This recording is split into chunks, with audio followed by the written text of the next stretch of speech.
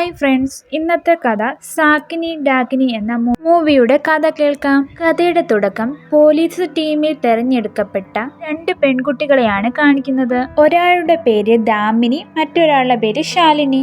ദാമിനിയുടെ അച്ഛൻ ഒരു പോലീസുകാരനായിരുന്നു, ശാലിനി ഒരു കബഡിക്കാരിയായിരുന്നു. അവരുടെ ഫോമിൽ ഒപ്പിടാൻ നേരം ഇവർ രണ്ടുപേരും തമ്മിൽ വഴക്കുണ്ടാകുന്നു. ഇവർ രണ്ടുപേരുടെയും സ്വഭാവങ്ങൾ ഡിഫറന്റ് ആണ്. ഒരാൾ ഒരു അലമ്പ് പെണ്ണാണെങ്കിൽ മറ്റൊരാൾ ഒരു നാടൻ പെണ്ണാണ്. ഇവിടേക്ക് അവരുടെ സാറ് വന്ന്, നിങ്ങൾ 12 മാസം ഇവിടെ നിൽക്കേണ്ടതായി വരും, ഞങ്ങൾ പറയുന്ന കാര്യങ്ങളെല്ലാം നിങ്ങൾ അനുസരിക്കുകയും ചെയ്യണമെന്ന് പറയുന്നു. അതുകൊണ്ട് തന്നെ അവർ രണ്ടുപേരും ഇപ്പോൾ ഒരു മുറിയിൽ തന്നെ താമസിക്കേണ്ടതായും വരുന്നു. ആദ്യം ദാമിനി ശാലിനിയുടെ കൂടെ താമസിക്കാൻ സമ്മതിക്കുന്നില്ലായിരുന്നു, എങ്കിലും അവൾക്ക് അവിടെ തന്നെ താമസിക്കാനേ നിർവാഹമുള്ളായിരുന്നു. ഒരു ദിവസം ഫുഡ് കഴിക്കാൻ നേരം ദാമിനിയാണെങ്കിൽ ശാലിനിയുടെ ചിക്കൻ എടുക്കുകയാണ്. അവൾ പറയാണ്, ഈ ഫുഡ് ഉണ്ടാക്കിയ ആൾ അയാളുടെ വിയർപ്പും കൂടെ ചേർത്തായിരിക്കും ഫുഡ് ഉണ്ടാക്കിയത്, അതുകൊണ്ടായിരിക്കും ഇത്രയും ടേസ്റ്റ്. ദാമിനിയാണെങ്കിൽ അലാറം വെച്ചിട്ട് നേരത്തെയാണെങ്കിൽ മത്സരത്തിന് പോവുകയാണ്. എന്നാൽ ശാലിനി വന്നപ്പോൾ വൈകിയിരുന്നു, അതുകൊണ്ട് തന്നെ അവൾക്കാണെങ്കിൽ ശിക്ഷ കൊടുക്കുകയാണ്. അവളോട് 1 മണിക്കൂർ അവിടെ നിൽക്കുവാനായി പറയുകയാണ്. അവളുടെ കാലിലില്ല ഇപ്പോൾ ഉറുമ്പ് വന്ന് കടിക്കുന്നു. അദ്ദേഹം പറയുകയാണ് ഇനി ഇതുപോലെ തെറ്റുകൾ ചെയ്യാൻ പാടില്ലെന്ന്. അതിനുശേഷം അവിടെ പരിശീലനങ്ങളൊക്കെ ആരംഭിച്ചിരുന്നു. അതിന്റെ ഇടയിൽ ദാമിനിയും ശാലിനിയും ഇടയിൽ വഴക്കുണ്ടാകുന്നു. അതുകൊണ്ട് തന്നെ അവരുടെ പ്രകടനങ്ങളൊന്നും നല്ല രീതിയിൽ മത്സരിക്കാൻ പറ്റുന്നില്ല. ശാലിനിയാണെങ്കിൽ ദാമിനിയുടെ ഫാസ്റ്റ് ഫുഡ് എല്ലാം അവിടുത്തെ മാസ്റ്ററെ കാണിക്കുകയാണ്. അവരാണെങ്കിൽ വഴക്ക് പറയുകയാണ്, ഇനി മേലെ ഇവിടുത്തെ ഫുഡൊന്നും കൊണ്ടുവരില്ലേ എന്നൊക്കെ പറയുന്നു. അപ്പോൾ ദാമിനിക്കാണെങ്കിൽ ദേഷ്യം വരികയാണ്. അതുകൊണ്ട് തന്നെ അവൾ അടുത്ത ദിവസം തന്നെ ശാലിനിയുടെ ലാപ്ടോപ്പ് എറിഞ്ഞു പൊട്ടിക്കുകയാണ്. അവർ തമ്മിൽ ഇപ്പൊ നല്ല വഴക്കിലാണ്, അടിയും നടക്കുന്നുണ്ട്. അതേസമയമാണ് അവിടേക്ക് മാസ്റ്റർ വരുന്നത്. അദ്ദേഹം അവരെ വിളിപ്പിക്കുകയും അടുത്ത 1 മാസത്തേക്ക് ഡൈനിങ് ടേബിൾ വൃത്തിയാക്കേണ്ട ഡ്യൂട്ടി നിങ്ങൾക്കാണെന്ന് പറയുന്നു.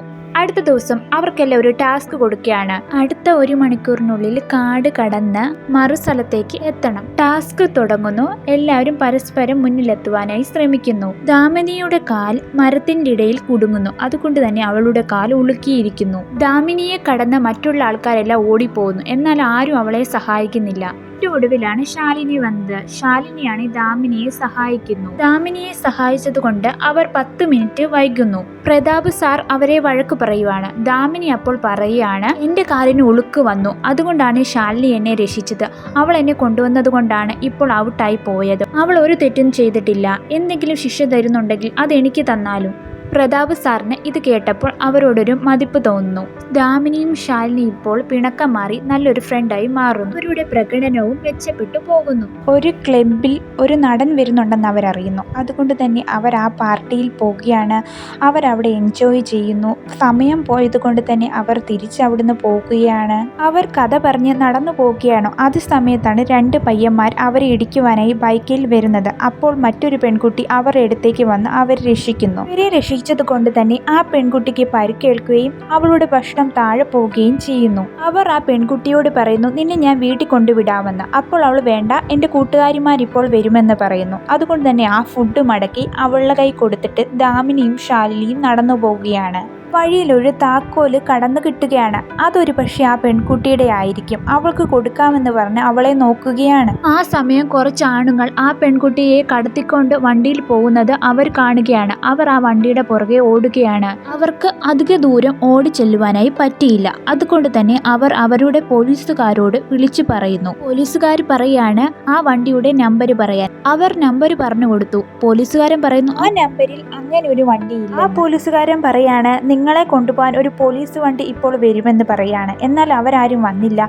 അപ്പോൾ തന്നെ അവർ രണ്ടുപേരും മറ്റൊരു പോലീസ് സ്റ്റേഷനിൽ കയറി പരാതി കൊടുക്കുകയാണ് ആ കുട്ടിയെ കാണാനില്ലെന്ന്. എന്നാൽ അവിടെയുള്ള പോലീസുകാരൊന്നും ഇവരുടെ വാക്കുകൾ കേൾക്കുന്നില്ല. അവർ പ്രതാപ് സാറിനെ വിളിച്ച് പറയാണ്.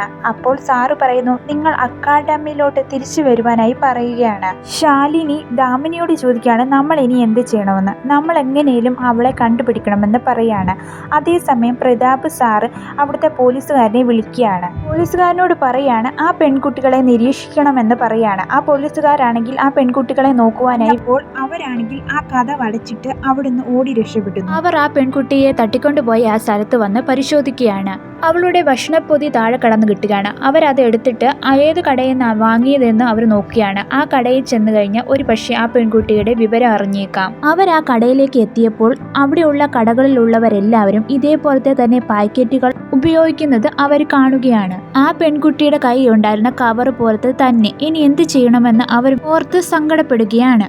അപ്പോഴാണ് ശാലിനി ആ ഫുഡിൽ നിന്നും ആ ചമ്മന്തി ടേസ്റ്റ് ചെയ്ത് നോക്കുന്നത്. അപ്പോൾ ഏത് ഫുഡാണ് ഏത് കടയിലെയാണെന്ന് അവൾക്ക് മനസ്സിലാകുകയാണ്. അതിനായി അവിടെയുള്ള എല്ലാ കടയിലെയും ചമ്മന്തി അവൾ ടേസ്റ്റ് ചെയ്ത് നോക്കുകയാണ്. അവസാനം ആ പെൺകുട്ടി മേടിച്ച കട കണ്ടെത്തുകയാണ്. ആ കടക്കാരൻ പറയാണ് ആ പെൺകുട്ടി ഇവിടെ അടുത്തുള്ള കടയിലാണ് വർക്ക് ചെയ്യുന്നതെന്ന്. അവർ രണ്ടുപേരും അങ്ങോട്ടേക്ക് ഇപ്പോൾ പോകുകയാണ്. അവിടെ ചെല്ലുമ്പോൾ അതൊരു മസാജ് പാർലർ ആണെന്ന് അവർക്ക് മനസ്സിലാകും. അവിടെ തെറ്റായ കാര്യങ്ങളൊക്കെ നടക്കുന്നുണ്ട്. അതുകൊണ്ട് തന്നെ ശാലിനി ദാമിനിയോട് അകത്തോട്ട് കയറുവാനായി പറയുകയാണ്. എന്നാൽ അവൾ സമ്മതിക്കുന്നില്ല. അവസാനം അവരൊരു ഗെയിം കളിച്ചിട്ട് ഇതിൽ ആരാണ് ജയിക്കുന്നത് അവരകത്തേക്ക് പോകാമെന്ന് തീരുമാനിക്കുന്നു.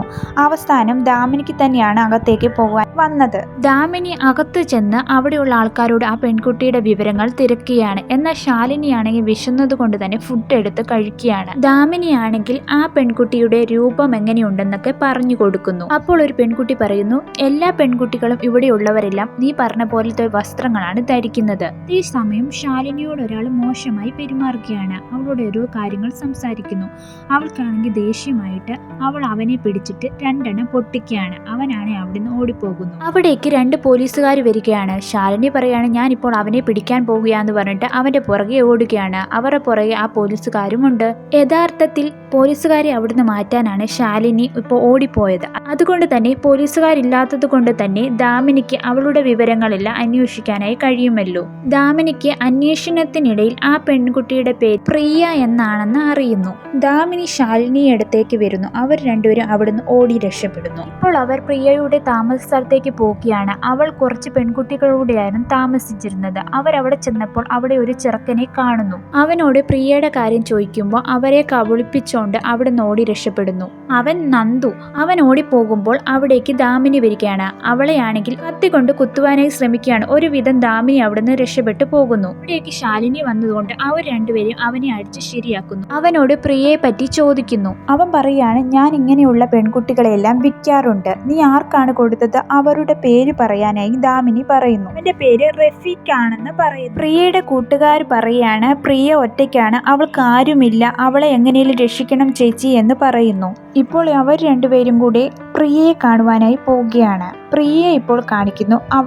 ഒരുത്തനാണെങ്കിൽ അവളെ ഇൻജക്ഷൻ ചെയ്യുകയാണ്. അവളാണെങ്കിൽ അവരോട് കെഞ്ചുന്നു. അതൊന്നും അവർ കേൾക്കുന്നില്ല. ദാമിനിയും ശാലിനിയും കൂടി ഇപ്പോൾ കാറിൽ പോവുകയാണ്. അതിന്റെ ഡ്രൈവർ പറയുകയാണ് നിങ്ങളിപ്പോൾ പോകുന്ന സ്ഥലം അത്ര സേഫ് അല്ല, അത് പെൺകുട്ടികൾക്ക് പോകാൻ പറ്റിയ സ്ഥലമല്ല, അവിടെ അനാവശ്യ കാര്യങ്ങൾ നടക്കുന്ന സ്ഥലമാണ്. ദാമിനിയും ശ്യാമിലയും സ്വന്തം ജീവൻ പോലും വില കൊടുക്കാതെ അവളെ രക്ഷിക്കാനായി പോകുന്നു. അവരൊരു ഹോട്ടലിലേക്ക് പോവുകയാണ്. അവിടെ നിന്ന് നന്ദുവിന്റെ ഫോണിൽ നിന്നും റഫീഖിനെ വിളിക്കുകയാണ്. റഫീഖ് ആരാണെന്ന് അവർക്ക് മനസ്സിലാക്കുകയാണ്. അവനാണെങ്കിൽ കോൾ എടുക്കുന്നു. അതിനുശേഷം തിരിച്ചു വിളിക്കുകയാണ്. അപ്പോഴും നന്ദുവിന്റെ ഫോൺ ഇവരുടെ കയ്യിലായതുകൊണ്ട് തന്നെ ബെല്ലടിക്കുകയാണ്. നന്ദുവിന്റെ ഫോൺ ഇവരുടെ കയ്യിലാണെന്ന് റഫീഖിന് മനസ്സിലാകുന്നു. റഫീഖും അവന്റെ ഗുണ്ടകളും ചേർന്ന് അവരോട് ചോദിക്കുകയാണ് നിങ്ങൾക്ക് എങ്ങനെ നന്ദുവിന്റെ ഫോൺ കിട്ടിയെന്ന് ചോദിച്ചിട്ട് അവരെ അടിക്കാനായി പോവുകയാണ്. അപ്പോൾ ദാമിനിയും ശാലിനിയും കൂടി അവരെ അടിച്ച് ശരിയാക്കുന്നു. ഇതിലെ ഏറ്റവും മികച്ച നല്ലൊരു സീനാണ് കാണിക്കുന്നത്. അതിനുശേഷം ഇവർ രണ്ടുപേരും കൂടി ആ ഗുണ്ടകളെയെല്ലാം കൊന്നുകളയുന്നു. റഫീഖിനെ അവർ കൊണ്ടുപോവുകയാണ്. റാക്ക എന്ന ഒരു റോണിനെയാണ് കാണിക്കുന്നത്. അവനാണെങ്കിൽ ചുറ്റുക കൊണ്ട് ഒരാളെ അടിച്ചു കൊല്ലുകയാണ്. റാഖയ്ക്ക് വേണ്ടിയാണ് റഫീഖ് ജോലി ചെയ്യുന്നത്. റാക്കയാണ് റാക്കറ്റിന്റെ സൂത്രകാരൻ. റാഫീഖിന്റെ സഹായത്തോടെ ഒടുവിൽ അവർ പ്രിയയുടെ അടുത്തേക്ക് എത്തുന്നു. അവിടെ ചെല്ലുമ്പോൾ പ്രിയ മാത്രമല്ല ഇതുപോലെ ധാരാളം പെൺകുട്ടികളെ അവിടെ തടവിലാക്കിയിരിക്കുന്നത് അവർ കാണുകയാണ്. ദാമിനിയും ശാലിനിയും കൂടി ആ പെൺകുട്ടികളെ രക്ഷിക്കാനായി നോക്കുകയാണ്. എന്നാൽ അവരെ മുറിയിൽ പൂട്ടിയിരിക്കുകയാണ്. അവർക്കത് തുറക്കാനായി കഴിയുന്നില്ല. അതിന്റെ ഇടയിൽ മറ്റൊരു പെൺകുട്ടിയെ കാണുന്നു. അവൾക്ക് കഠിനമായ പനിയുണ്ട്. അവളുടെ ശരീരത്തിൽ നിന്ന് രക്തം ഒഴുകുന്നുണ്ട്. ദാമിനിയും ശാലിനിയും കൂടി ആ പെൺകുട്ടിയെ കൊണ്ട് പോലീസ് സ്റ്റേഷനിലേക്ക് പോവുകയാണ്. അതേസമയം അവിടെ റാക്ക എത്തുകയാണ്. അവിടെ കുറെ ഗുണ്ടകളും വരികയാണ്. ഇവരെ ആക്രമിക്കുകയാണ്. അവർ രണ്ടുപേരും അവിടുന്ന് ഓടി രക്ഷപ്പെടുവാനായി ശ്രമിക്കുന്നു. റാക്ക അവരെ നേരിട്ട് കൊല്ലുവാനായി ഉത്തരവിടുന്നു. ഇവരെ പിടിക്കുവാനായി ഗുണ്ടകൾ അടുത്തേക്ക് വരുമ്പോഴാണ് അവിടേക്ക് പോലീസുകാർ എത്തുന്നത്. പോലീസുകാരെ കാണുമ്പോൾ ഗുണ്ടകളെല്ലാം ഓടി രക്ഷപ്പെടുകയാണ്. ദാമിനിയും ശാലിനിയും കൂടെ പോലീസ് സ്റ്റേഷനിലേക്ക് ഇപ്പോൾ കൊണ്ടുവന്നിരിക്കുന്നു. പിറ്റേന്ന് രാവിലെ പ്രതാപ് സാർ അവരെ അവിടുന്ന് രക്ഷിക്കാനായി വരുന്നു. അവിടെ ഇറങ്ങിയതിനു ശേഷം പ്രതാപ് സാറിനോട് ആ പെൺകുട്ടിയുടെ കാര്യം പറയുന്നു. ആ പെൺകുട്ടികളെല്ലാം അവിടെ കുടുങ്ങിക്കിടക്കുകയാണ്. അവരെ എങ്ങനെയും രക്ഷിക്കണം. പ്രതാപ് സാറിനെ ആ പെൺകുട്ടികൾ കുടുങ്ങിയിരിക്കുന്ന സ്ഥലത്തേക്ക് കൊണ്ടുപോവുകയാണ്. എന്നാൽ ഇപ്പോൾ ആ സ്ഥലത്ത് ആരുമില്ല. ഇത് വളരെയേറെ ഞെട്ടിപ്പിക്കുന്ന കാര്യമായിരുന്നു. എന്നാൽ പ്രതാപ് സാറിന് അവരെ വിശ്വാസമുണ്ട്. ഇവരുടെ സുരക്ഷയിൽ പേടിയുള്ള അദ്ദേഹം പറയാണ്, നിങ്ങൾ ഇവിടുന്ന് പോവുകയും അക്കാഡമിയിലേക്ക് തിരിച്ചു പോകാനായി പറയുകയാണ്. അക്കാഡമിയിൽ എത്തിയതിനു ശേഷം ദാമിനി ആ പെൺകുട്ടികളേക്ക് കൊടുത്ത എന്താണെന്ന് അവർ സെർച്ച് ചെയ്ത് പരിശോധിക്കുകയാണ്. എന്താണെന്ന് മനസ്സിലായ ദാമിനി ശാലിനിയോട് പറയാണ്, ഇൻജക്ഷൻ ആർത്തവ സമയത്ത് ഉൽപ്പാദിപ്പിക്കുന്ന അണ്ടങ്ങളുടെ അളവ് വർദ്ധിപ്പിച്ചിട്ട് മരവിപ്പിക്കുന്നു. പിന്നീട് ഈ അണ്ടങ്ങൾ ലാബുകൾക്കും ആശുപത്രികൾക്കും വിൽക്കുന്നു.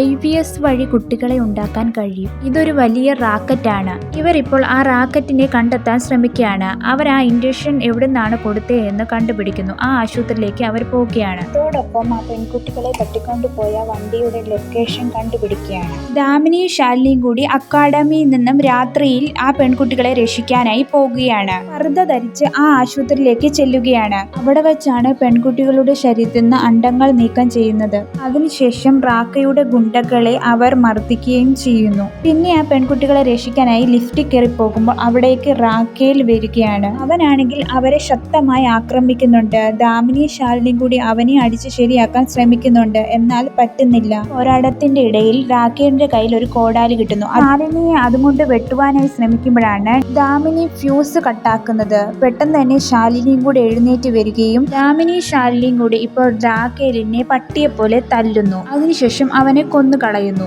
അവിടെ നിന്ന് അവർ ഓപ്പറേഷൻ ചെയ്ത സ്ഥലത്തേക്ക് പോവുകയും അവിടെ ഓപ്പറേഷൻ ചെയ്യുന്ന ആ പെൺകുട്ടിയെ രക്ഷിക്കുകയും ചെയ്യുന്നു.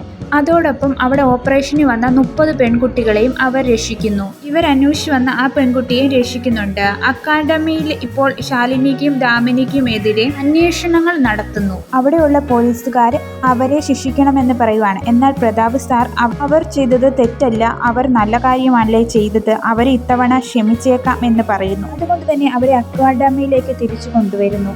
ദാമിനിയും ശാലിനിയും ചെയ്ത നല്ല പ്രവൃത്തിക്ക് അവിടെയുള്ള പെൺകുട്ടികളെല്ലാം അവരെ പ്രശംസിക്കുന്നു. ഇതോടെ ഈ കഥ അവസാനിക്കുന്നു. ഈ കഥ ഇഷ്ടപ്പെട്ട ലൈക്ക് ചെയ്യാൻ മറക്കല്ലേ. ലൈക്ക് ചെയ്യൂ, സബ്സ്ക്രൈബ് ചെയ്യൂ.